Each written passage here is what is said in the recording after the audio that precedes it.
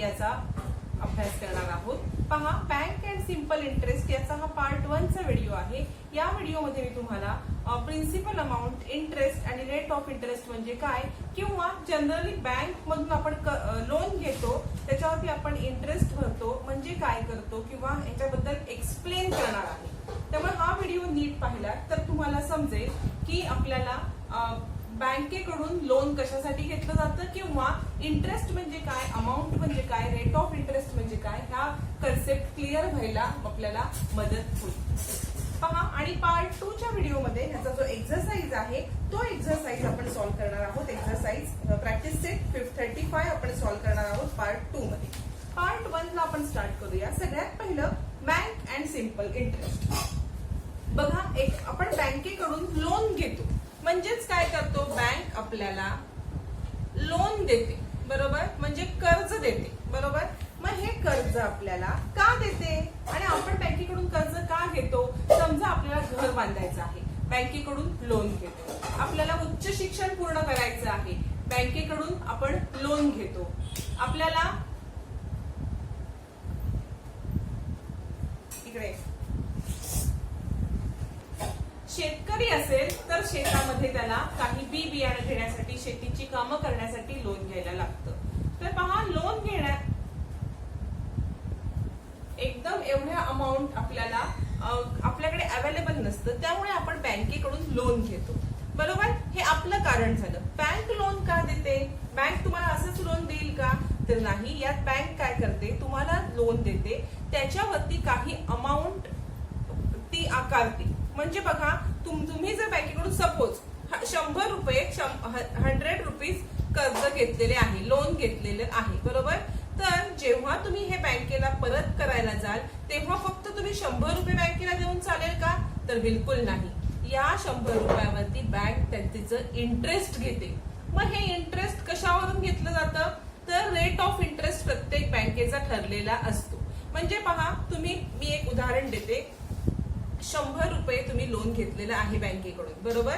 पण परत देताना फक्त 100 रुपये बँक घेत नाही, तर बँक तुम्हाला लोनची अमाऊंट प्लस त्याच्यामध्ये जो इंटरेस्ट असेल तो इंटरेस्ट ऍड करून मग टोटल जी अमाऊंट असते ती अमाऊंट बँक घेते, बरोबर। म्हणजे जी आपण बँकेकडून अमाऊंट घेतो त्याला म्हणतात प्रिन्सिपल। जे आपण लोन घेतो त्याला आपण म्हणतो प्रिन्सिपल। इथे 100 रुपीज प्रिन्सिपल आहे, बरोबर। याच्यावरती किती इंटरेस्ट तुम्हाला द्यायला लागणार आहे? तर ते रेट ऑफ इंटरेस्ट वरून ठरणार आहे। प्रत्येक बँकेचा रेट ऑफ इंटरेस्ट हा वेगळा असतो। पहा, आता एखाद्या बँकेचा रेट ऑफ इंटरेस्ट हा 10% असतो। हा 10% म्हणजेच काय? तर PCPA, 10 PCPA म्हणतो आपण। 10 PCPA म्हणजे पर्सेंट पर एन्युअल, म्हणजे 10 रुपये किती रुपयाला? % म्हणजे 100 रुपयाला, पर एन्युअल म्हणजे 1 वर्षासाठी। PCPA, पर्सेंट पर एन्युअल, हा रेट ऑफ इंटरेस्ट असतो 10%, पण ते काय म्हणतात? PCPA आपण त्याला म्हणतो, कारण 10 रुपये हे कशावरती? पर्सेंट म्हणजे प्रत्येक 100 रुपयावरती 10 रुपये 1 वर्षासाठी, पर एन्युअल। म्हणजेच 100 रुपये जेव्हा व्याज घ्याल आणि एका वर्षाने परत करायला जाल तेव्हा तुम्हाला त्याच्यावर 10 रुपये द्यायला लागतील। म्हणजेच तुम्हाला किती द्यायला लागतील? 110। ही झाली तुमची टोटल अमाऊंट तुम्ही बँकेला देणार। इंटरेस्ट किती भरलात तुम्ही इथे? 10 रुपये। प्रिन्सिपल किती होतं तुमचं घेतलेलं? 100 अधिक तुम्ही 100 + 10 आणि टोटल अमाऊंट किती झाली? 110। याच्यामध्ये हे झालं तुमचं इंटरेस्ट आणि हा झाला तुमचा रेट ऑफ इंटरेस्ट। जर तुम्ही बँकेकडून प्रिन्सिपल 200 रुपीज घेतलं, लक्षात घ्या, बँकेकडून प्रिन्सिपल तुम्ही 200 रुपीज घेतलं, बरोबर। तर 1 वर्षासाठी घेतलं, हा, बँकेकडून 200 रुपीज 1 इयर साठी घेतलेले आहेत। रेट ऑफ इंटरेस्ट काय आहे? 10%, म्हणजे 10% पर एन्युअल, PCPA। 10 रुपये 100 रुपयावरचं व्याज एका वर्षासाठी। 100 रुपये घेतले तर 1 वर्षांनी परत त्याच्यावर 10 रुपये तुम्हाला द्यायला लागणार आहेत। मग 200 रुपये घेतले 1 वर्षासाठी तर तुम्हाला किती रेट ऑफ किती इंटरेस्ट भरायला लागेल? 20। 100 ला 10, 200 ला 20। 20 हा तुमचा काय झाला? इंटरेस्ट। आणि रेट ऑफ इंटरेस्ट किती आहे? 10। प्रिन्सिपल तुमचं किती होतं? 100 आणि टोटल अमाऊंट जी तुम्ही बँकेला पेड करणार आहात ती तुमची 220, 220 ही झाली टोटल अमाऊंट तुम्ही बँकेला देणार. याच्यात बँकेचा काय फायदा झाला? बँकेला 20 रुपये जास्त मिळाले. तुमचा काय फायदा झाला? तर तुम्हाला हे 200 रुपये एक वर्षभर वापरायला मिळाले. तुमच्याकडे अवेलेबल नव्हते, ते तुम्हाला पैसे वापरायला मिळाले. बँकेने तुम्हाला का दिले? कारण बँकेला 20 रुपयाचा फायदा होणार होता. बँकेला एकूण 220 रुपये पूर्ण करून द्यायचे आहेत. जर तुम्ही हे 200 रुपये एका 1 इयर मध्ये पूर्ण केले नाही, बरोबर, लक्षात घ्या, आणि 2 इयर साठी हे पैसे तुमच्याकडे ठेवले, तर तुम्हाला बँकेला किती पैसे द्यायला लागतील? अजून तुम्हाला 20 रुपये द्यायला लागतील. कारण 10% हा इंटरेस्ट आहे. 100 रुपयाला 10 रुपये वर्षाला, 200 रुपयाला 10 रुपये, 20 रुपये वर्षाला, एक वर्षाची 20 रुपये, दुसऱ्या वर्षाची 20 रुपये, असे मिळून तुम्हाला बँकेला 240 रुपीज द्यायला लागतील. याला म्हणतो आपण अमाऊंट. जेवढे पर्सेंट आपण इंटरेस्ट घेतो त्याला म्हणतो आपण रेट ऑफ इंटरेस्ट. आणि जितका आपण इंटरेस्ट देतो बँकेच्या ह्याच्यावरती, घेतलेल्या अमाऊंट वरती जितकं व्याज देतो त्याला आपण इंटरेस्ट म्हणतो, आणि जितक्या रेटने देतो तो आहे रेट ऑफ इंटरेस्ट. अजून एक तुम्हाला एक्झाम्पल मी देऊन हे एक्सप्लेन करते. पहा, प्रिन्सिपल.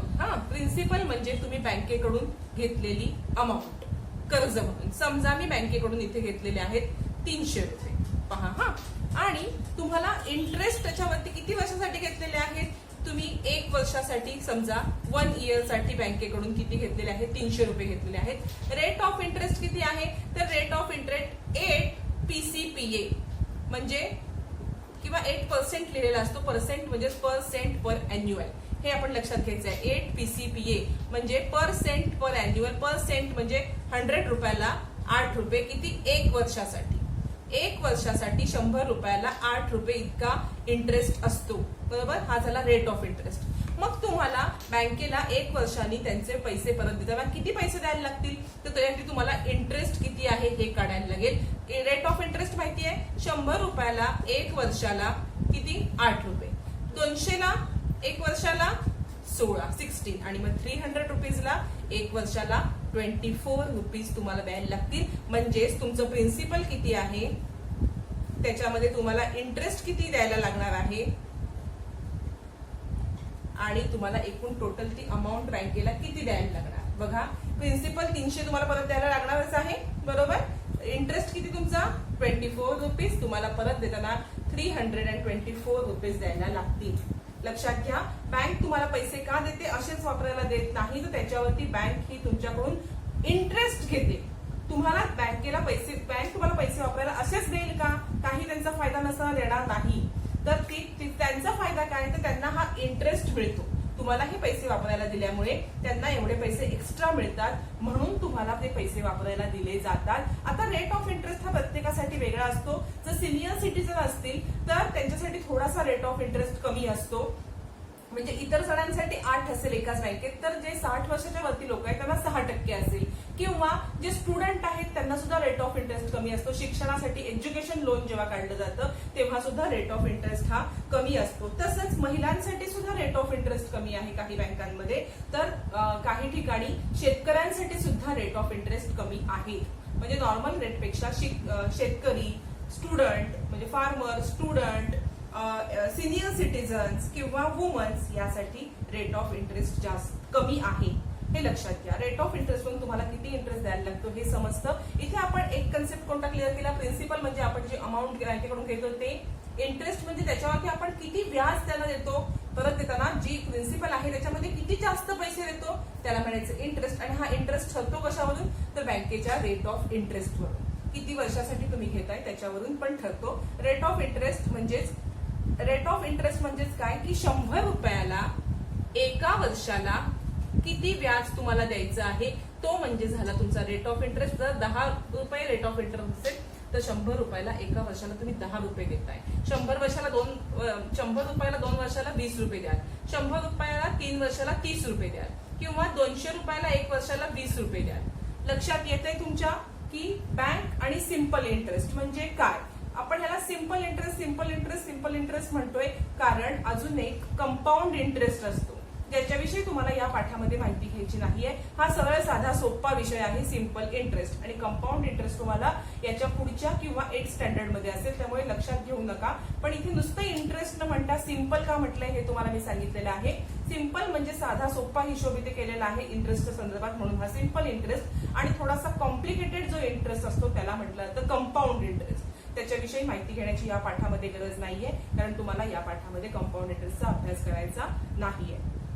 पहा, या व्हिडिओमध्ये आपण इथे थांबणार आहोत आणि पुढल्या व्हिडिओमध्ये आपण प्रॅक्टिस सेट याच्यावरती आधारित जो प्रॅक्टिस सेट आहे तो सॉल्व्ह करणार आहोत. पण हा व्हिडिओ पाहणं खूप महत्वाचं आहे. या व्हिडिओमुळे तुम्हाला इंटरेस्ट म्हणजे काय किंवा सिंपल इंटरेस्ट म्हणजे काय किंवा बँकेकडून आपण लोन का घेतो हा कन्सेप्ट क्लिअर होण्यास मदत होते.